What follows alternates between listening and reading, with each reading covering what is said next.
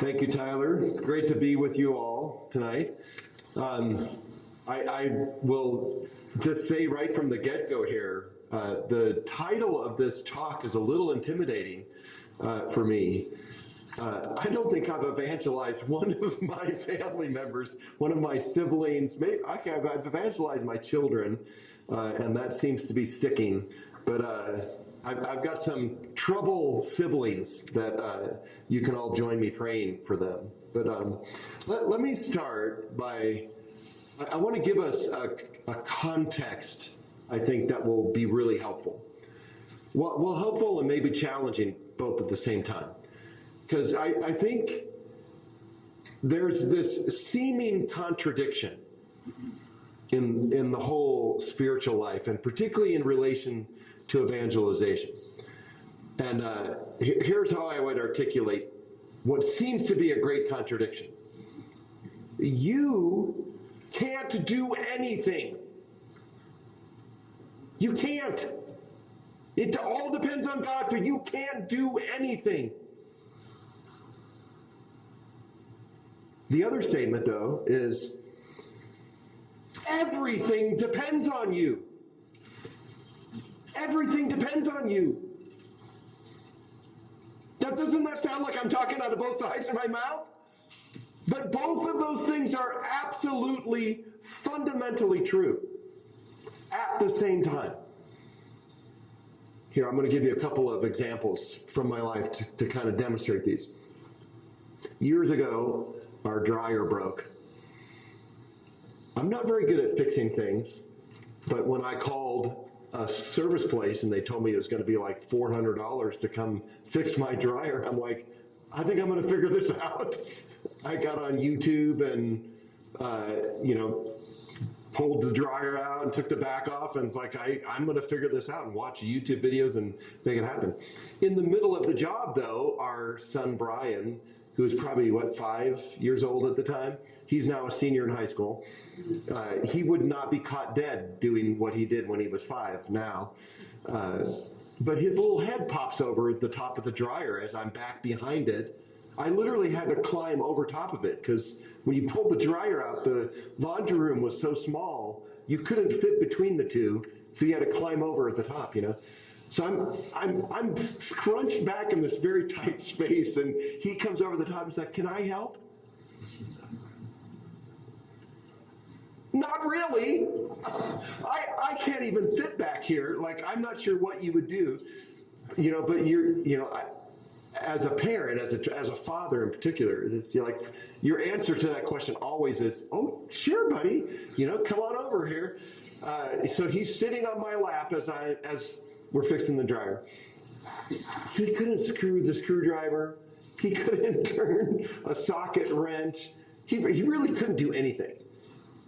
But he was with me the entire time. I had to make 3 runs to Ace Hardware because I never have the stuff that I need. We had to replace the belt and the heating element in the dryer. So anyone who knows anything about this, you can kind of follow where I was going, right? And so hours later, we get everything done, and it's ready to test, did we actually fix this? I lift him over to the other side, and I let him push the start button. It has to turn without falling apart, and it has to get hot. These are the 2 things we're looking for. And it did both of them. What do you think Brian started doing? He's running all over the house to every human being he can find. "I fixed the dryer! I fixed the dryer!" And I'm standing back there laughing like, "You couldn't even turn a screwdriver! You didn't fix anything! You didn't do nothing!" And I'm smiling to myself and enjoying the moment. I grab the back of the dryer and I'm starting to put the last screws back together. I'm actually somewhat pleased, I actually fixed the dryer. The YouTube video worked, And all of a sudden I have this thought in my mind, which I'm sure was from the Holy Spirit.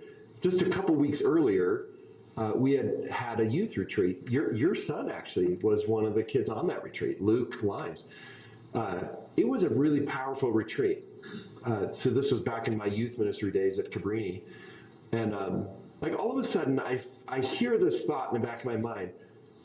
Oh yeah, kind of like you changed all those kids' lives on that retreat. I mean, like I literally was just like stopped in my tracks, realizing I didn't do anything on that retreat. I can't change somebody's heart. I can't make somebody be more open to God. I can't lead them to this place of encounter. Like all of that stuff is God, right? And it really is almost like I was just sitting on his lap while he did what he did. He enjoyed using me. He actually loved using me as much as I enjoyed Brian sitting on my lap for hours as I fixed my dryer. And he enjoyed holding the screwdriver while my hand was on his hand and he turned what needed to be turned, or the wrench or the pliers or whatever, right? There's something really beautiful about this. Like, I don't get it completely, why God likes to use us. You ever thought about that? He doesn't need us to change anything. But he literally says he won't do it without us. So this is where the second statement, I think, comes to bear. Everything depends on you. Everything depends on me. And again, these things seem like great contradictions, right? But I had another experience much younger in my life when I was just entering my senior year of high school. A girl that I had dated the whole previous year before, my whole junior year. We broke up at the end of the school year, kind of a bad breakup, all over faith, ironically. She was really upset that I wanted to keep going to youth group and go to church. And I don't want to get lost in the story because I could go on forever telling this whole story, but that's why she broke up with me. And the argument was, you don't have to go to church. Like I literally said to her, like, I don't care if you go, but you're trying to make me stop going. I'm not going to do that. Well, then we're over. This is it. You know, it's like, okay, fine. So we broke up. The next fall, at the beginning of the school year, they had a school dance, and she's there. And I hadn't seen her in probably 3.5, 4 months.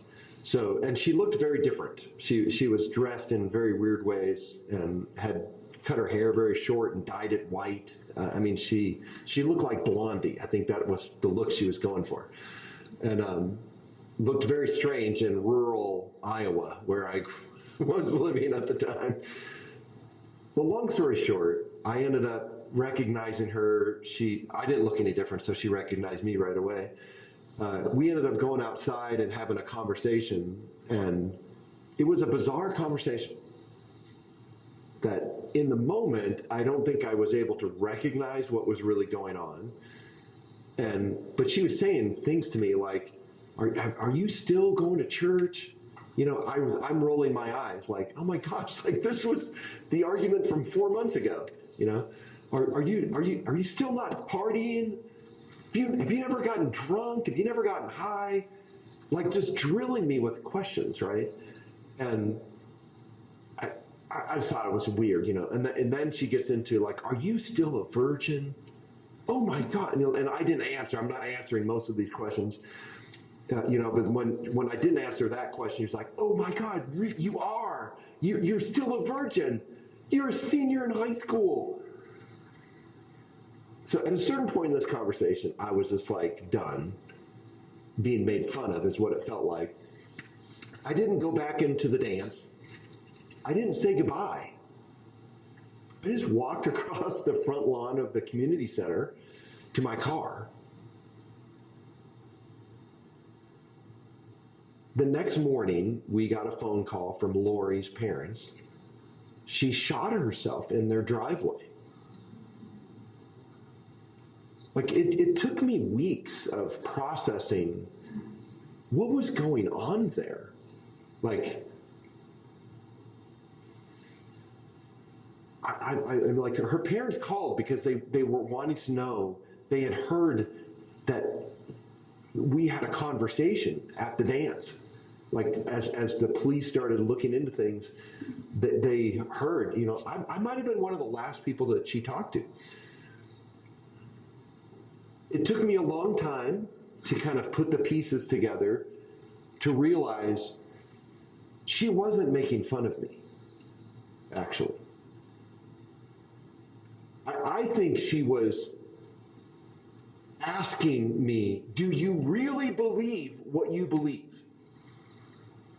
Do you really believe that the reason why you're not drinking, or the reason why you're not partying, or the reason why you're not having sex, all of these things, is it really solid? Because I'm a train wreck. She made comments to me in that conversation, like I get drunk several times a week. I get high every night. I've laid every guy in my high school. Like, that literally was a statement that she said. But if you just peel under the surface for a second, what do you see? Somebody who's so unhappy. Somebody who's desperately trying to convince themselves that they're actually happy doing the things that they're doing. But clearly they aren't, right? They're just constantly medicating their pain. I feel like I missed a huge opportunity that night. And for months, maybe even over the next year, I struggled a lot with, did I miss an opportunity, like epic fail, right? Could I have saved Lori Jarmusic's life that night? Maybe. I don't know. It wouldn't have made sense for me to continue to spiral down guilt. I'm who I am today, all of these years later, because of that night. I'm convinced I became a youth minister, and I've saved, like Meg and I just had somebody visiting us last week who was a student in Columbine High School, who was supposed to be in the library the day of the shooting. And years later, now she's a religious sister with a religious order. And she's coming back to visit, 25 plus years later.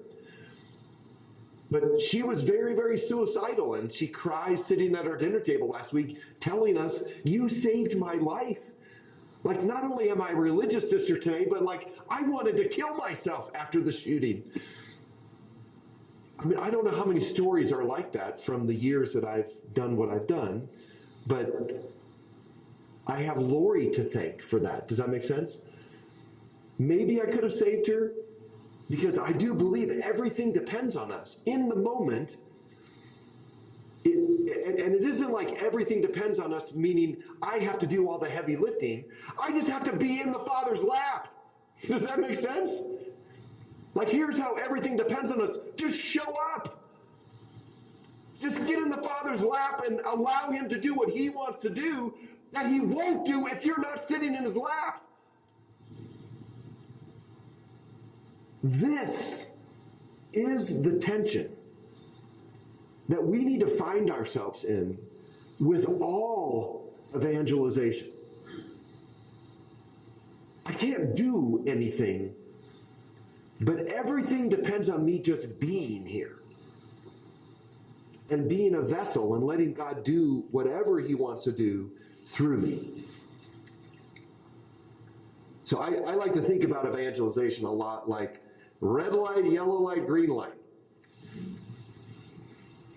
And you really have to pay attention in the same way that if you were driving a car around and you didn't know how to understand these signals, you would be in a lot of trouble, wouldn't you? You ever heard the old joke about the guy, who he was actually trained to go on a red light and stop on a green light? It's a very funny joke. I won't try to tell it tonight. But you can imagine what would happen if somebody had those things just backwards, right? Evangelization is very much like this, and I would say with your family, it's even more important that you really know how to read the signals.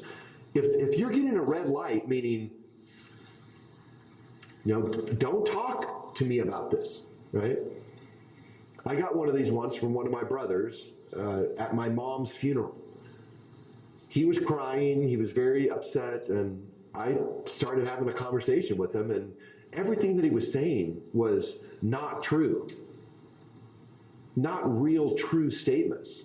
Like they were misunderstandings about God and misunderstandings about himself. And so I just tried to gently start sharing a little bit of the charisma.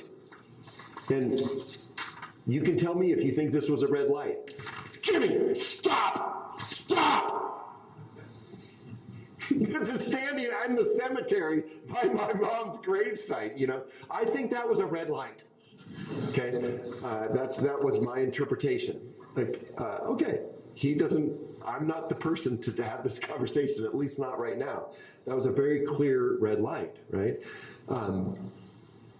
You got to know when there's a red light, and don't try to push through the intersection when the light's red. A yellow light is actually hopeful. It just means not right now. But you can sense that it's not a complete dead stop. Green light, we're going to talk a little bit about tonight, if you get a green light. But I want to talk for a minute, just briefly, about what do you do if you get a red light or a yellow light in evangelization? Pray. This is what we do, and I know Father James talked about this last week, but I would give some specific things to pray for. Number one, pray for divine appointments. All evangelization happens by the facilitation of the Holy Spirit. So I'm just a big believer that if we pray every day that God would bring divine appointments across our path, but then you have to pray pretty quickly behind that prayer, give me the grace to recognize it when it happens. Because if you're anything like me, I get really busy in my day, and I prayed for the divine appointment, but if I didn't pray for the grace to recognize it, I may miss it as it happens, right? Did you have a question? What is a divine appointment? Well, that's a great question. I'm assuming that you would understand what I mean. So a divine appointment would be that God actually has a conversation that he is wanting to have through me with another person. So he's actually setting up an appointment for it to happen. And it could be a random person at the grocery store. It could be a family member that I've had a relationship with for years. But God is actually the one facilitating it. And does that make sense? So a divine appointment means a God-ordained moment, right? So I want to pray for the divine appointment. I want to pray for the grace to recognize it when it happens. And then third, pray for the grace to move in the right way and in the right amount. I think what many, many people have a tendency to do is they'll pray the first two prayers, but when a moment presents itself, they flood and overwhelm the person, which scares them away, closes them off, and actually can make the situation worse than it was when it, before it started, right? So you want to have the grace to, again, be paying attention to the signals. I had a green light, but is the light turning yellow? Maybe I need to slow down.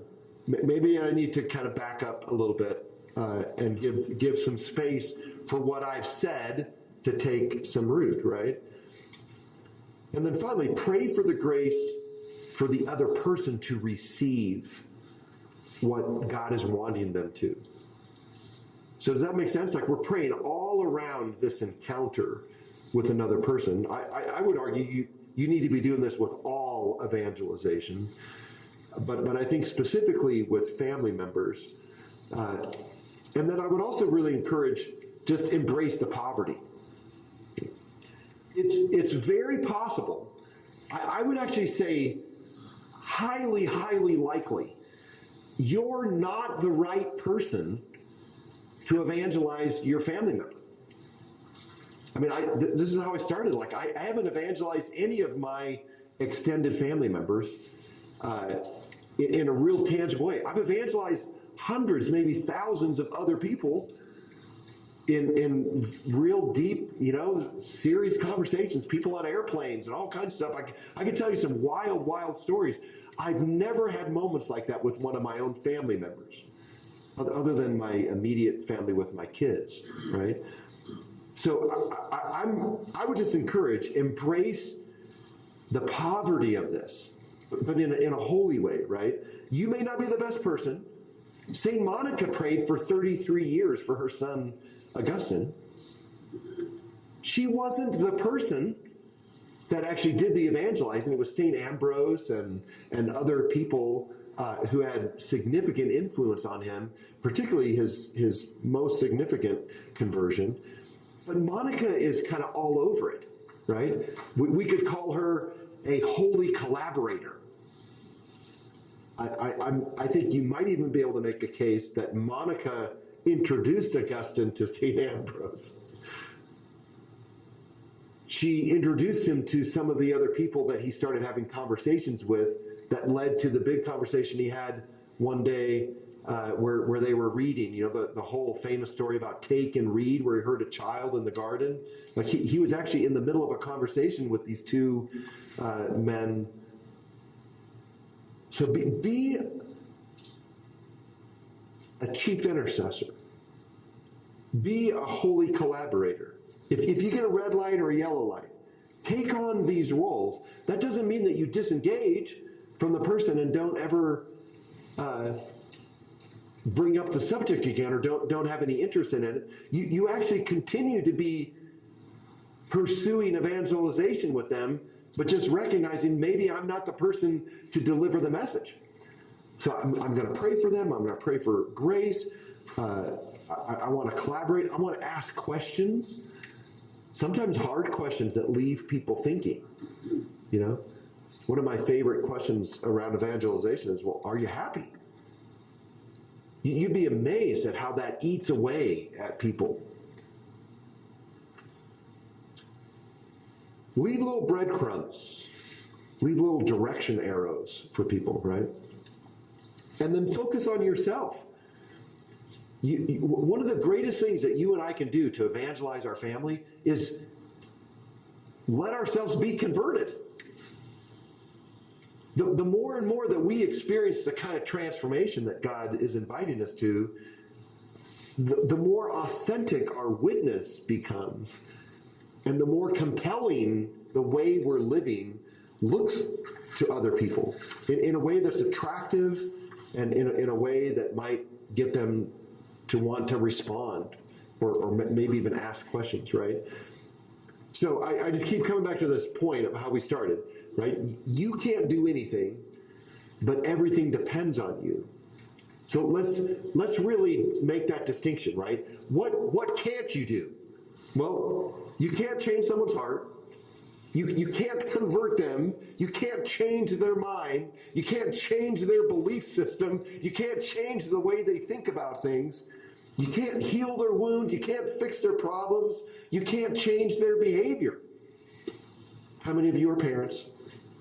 How many of you tried to change these things in your kids? Like we can't change all of that stuff. What can we do, though? We can show up. We can be with them. We can listen to them, which many times listening is preceded by asking good questions. We can love them. We can accept them. There's a huge difference between accept and affirm.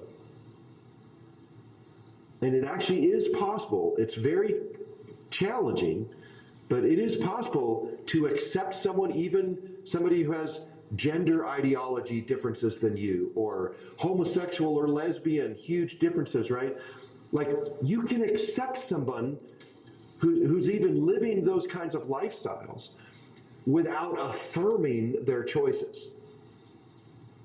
In love, and it's very hard, it's very difficult, and challenging. But I've been in places in some relationships. I've seen other people do it and do it well, and so I know it can be done, right? Be a tangible source. The whole point is to be for the other person a tangible source of what God is desiring to do, what God's desiring for them. Okay?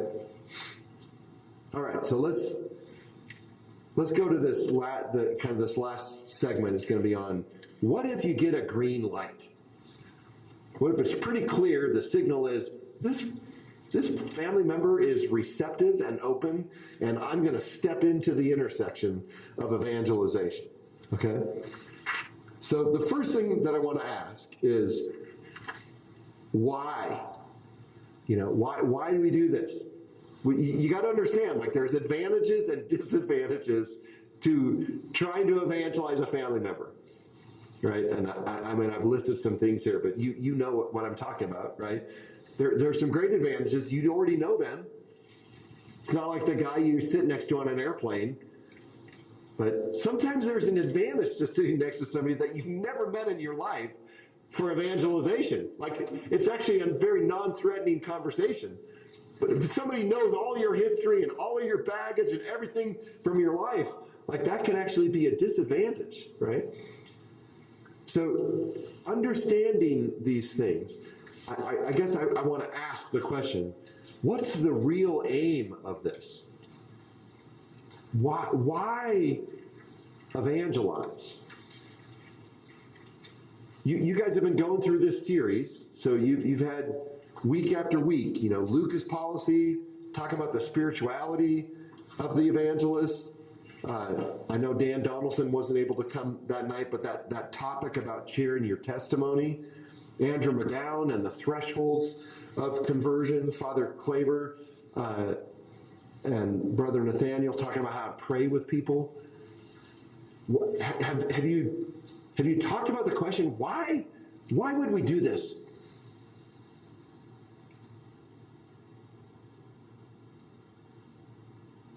This is not just a rhetorical question. I really want you to answer that.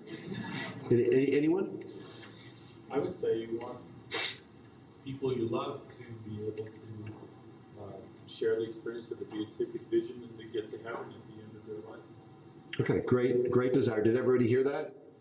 Okay. You want people to experience a beatific vision, to be able to share in heaven. What else? Why would we evangelize? Because the church is losing black people. We're Christianity, especially in the church. We have, I think, 10% of all Catholics who are coming mass and So evangelizing because of the loss. We're losing so many, and we need people to come. And the way to bring them is to evangelize them. Just like we do in the beginning. Awesome. That's why I think that's a real thing with organizations. To give more people. We have 7 million people in this country.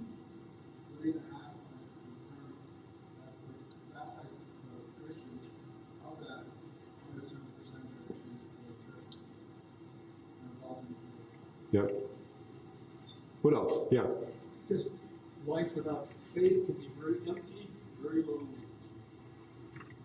Yeah, life without faith, empty, lonely, kind of meaningless, I think, right?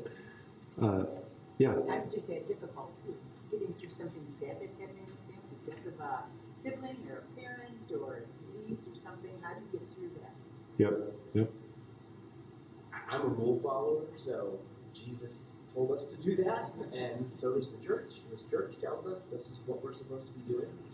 I'm quite sure, because I tend to feel uncomfortable about it in so many ways, that were that not the case, if it wasn't so clear that Jesus said, go make disciples, if it wasn't so clear that the church was telling us to do this, I'm sure I would rationalize my way out of it.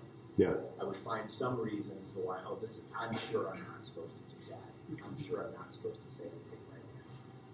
So truly for me, it's because I feel like I have to. Yeah. And I wish I felt more of some of the other things relative to, there is some of that there. There's a good amount of that there, but I know it wouldn't get me over the hump. Of the fear and the awkwardness. Yeah. No, great point. Yeah. It's about love, and turbocharging love and faith. Yep. Disciples make for a better world, don't they? Like people who are followers of Christ actually raise the tidewaters all around us. They're good for the world. Anything else? Yeah. They're all God's children. They're my children. How God must feel about losing some of his children. Which just drives me to want to evangelize. To help them get back to their family, right? And to help God reclaim his children. Love that. Anyone else?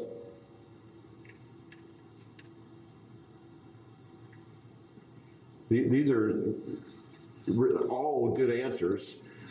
I would really encourage you.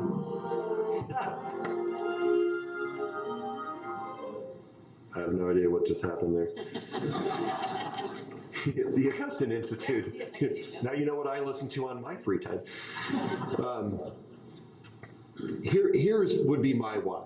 Like if I had to kind of dig into why would I do this?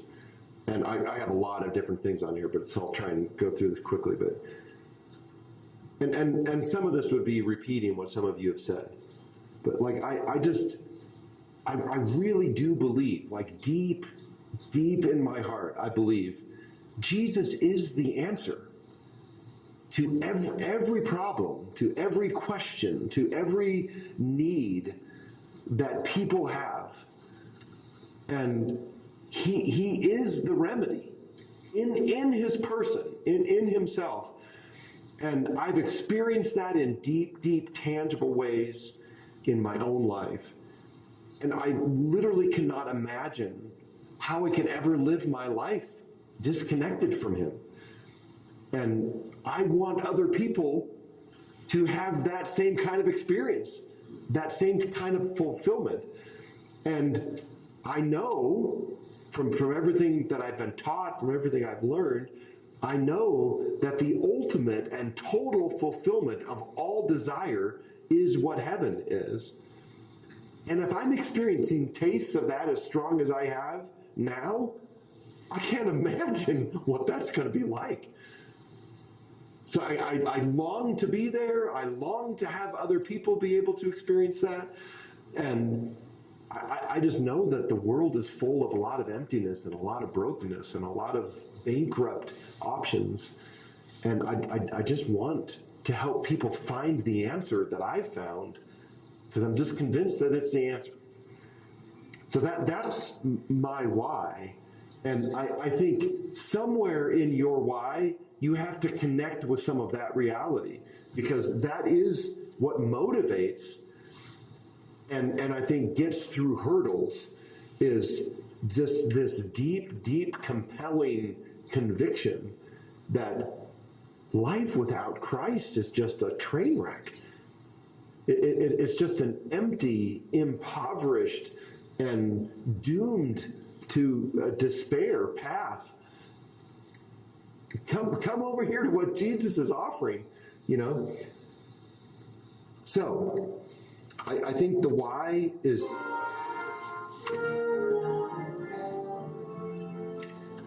The following Lighthouse Talk is Hold on just a second. and distributed by the Augustine Institute. Our mission... Lord Jesus, help us.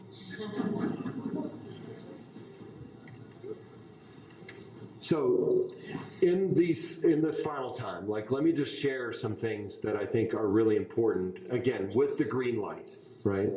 I think it's really important not to get fooled because I almost find this more with family members than you would with strangers. These kinds of dynamics where there's a lot of heat, there's a lot of raw emotion, in some of these relationships, right? And I think you always want to be paying attention to what's beneath the surface. So I have these acronyms that I think of all the time when I'm in these kinds of settings. What's the question behind the question? So somebody may be drilling me with a question that in some ways isn't really what they want to know. So I'm always kind of trying to look a little deeper to, okay, what's the real question here that they're asking? What's the pain behind the anger? Like I've literally been in situations with people where they're angry, and they're saying all of these things about the church. Many times it's conversations about how angry they are at the church. And it's amazing, like if you listen into that pain and then just pose the question, it sounds like you've been really hurt by the church. How did the church hurt you? It just changes the whole conversation, like in a moment. Sometimes somebody will just immediately be moved to crying as they kind of reflect on that question. So does that make sense? Like I could have reacted to the anger and I could have started debating with them about what they're angry about, but that actually isn't the problem. There's some pain behind that anger. And if I can help them get to terms or at least identify the pain, then you're actually talking about what really is going on, right? Similarly, I think there's many times a lie behind a belief or behind a behavior. Many times when somebody is hurt, if you're familiar with Dr. Bob Schutz and some of his healing stuff, he talks about how a wound brings forth a lie, which leads to a belief system. So many times you can argue with somebody back and forth in heated argument, and they're articulating stuff that they believe, but actually if you could just peel back the top layer of some of those beliefs to get to the lie, right? Like there is a lie in there, right? Like a lot of times I have experienced this a lot myself and with other people who are victims of abuse, sexual abuse or physical abuse. Many times one of the lies that those people believe is, I'm dirty or I'm no good. Well, imagine what the belief systems are that spring forth from those kinds of lies. God would never want me. I could never be worthy. So you could argue with the person back and forth, trying to change what they believe, and you'll never be able to do that because they've bought into the lie.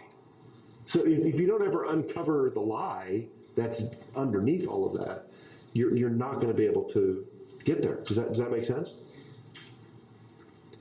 So I'm convinced that in this kind of evangelization, like prayer is paramount. We have to find ourselves, see ourselves in the Father's lap. We can't be trying to do what only He can do. But we're praying for the grace to do everything that we can do. And there is a very unique role that Mary plays in all of this that I think is very, very powerful. And she can become a holy collaborator with us in that work, right? So you have some table discussion. Am I supposed to prompt the questions for that? Good, okay. So I would like to invite you to think almost prayerfully right now. Is there somebody that God would want to bring to mind tonight as we're talking about all this? Some of you may have come here with that person already on your heart, right? You're already burdened for a son or for a daughter or for a sibling or a family member. But some of you may need to think about, is there somebody, right? Because most of the time, the way that I think we think about these things is that person is a burden in our heart. Does that make sense? Like, we're very burdened for our kids, particularly if our kids are not practicing the faith. They're a burden in our heart. And I would actually want to propose to us that I think there's a different way we could look at it. You know, most of the time in faith, we think about us opening our heart and inviting Jesus into our heart.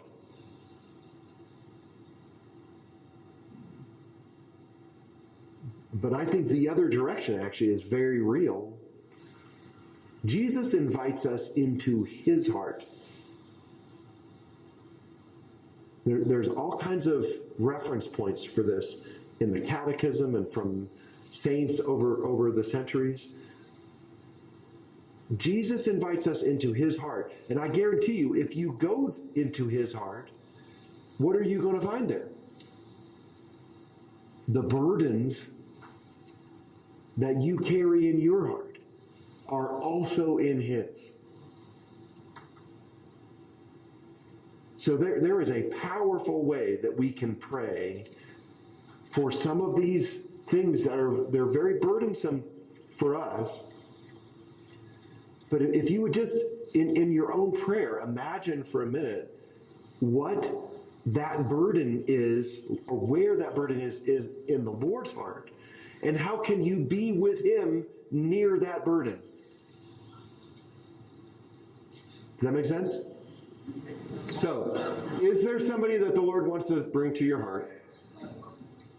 And as you become aware of that person, maybe the table discussion tonight can just be, how can I take some of the things that I've been learning through this whole series and be a vessel of those things in the relationship that I have with this person? You know, and again, is there a red light? Is there a yellow light? Is there a green light in that relationship? How does God want me to respond to that? With everything that I know now from stuff that I've learned over the last 3 or 4 or 5 weeks, right? Does that make sense?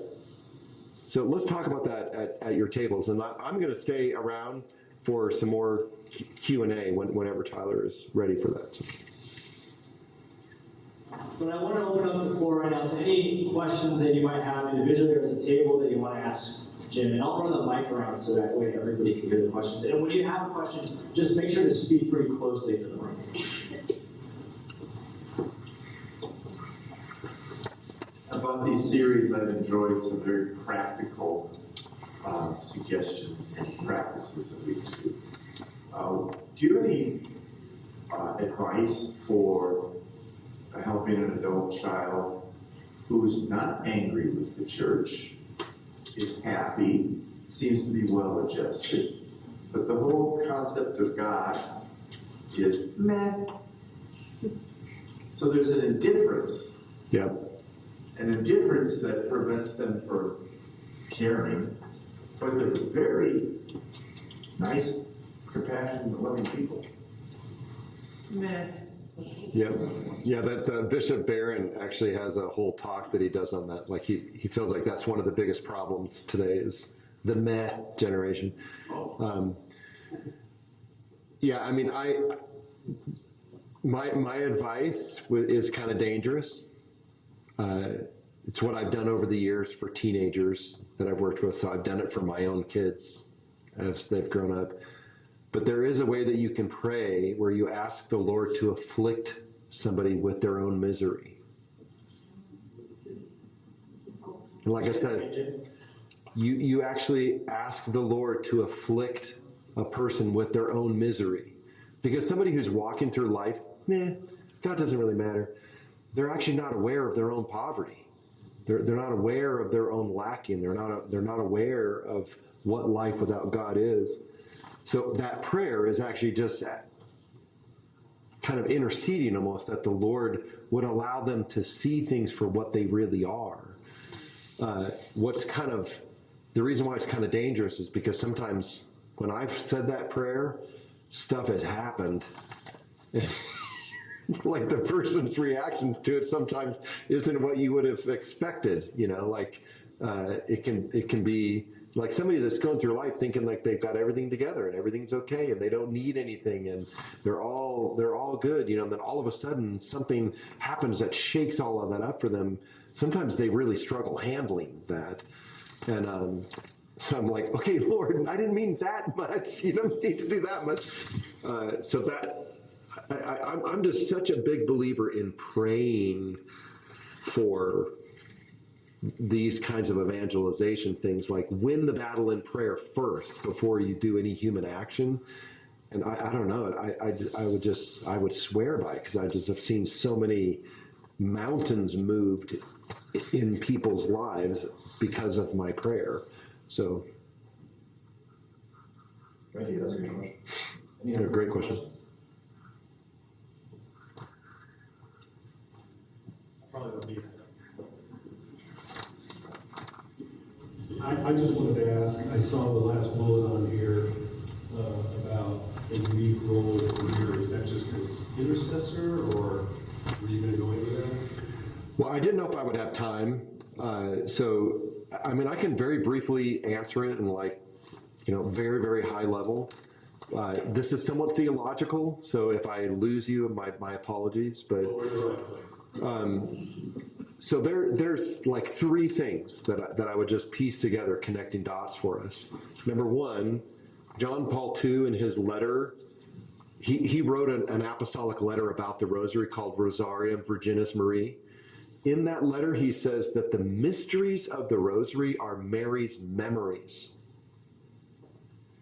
Wow. Like when you think about that in the context that the mysteries of the rosary are many of them, like when he was, born and growing up, and she's holding them in her lap or holding him in her arms or breastfeeding him.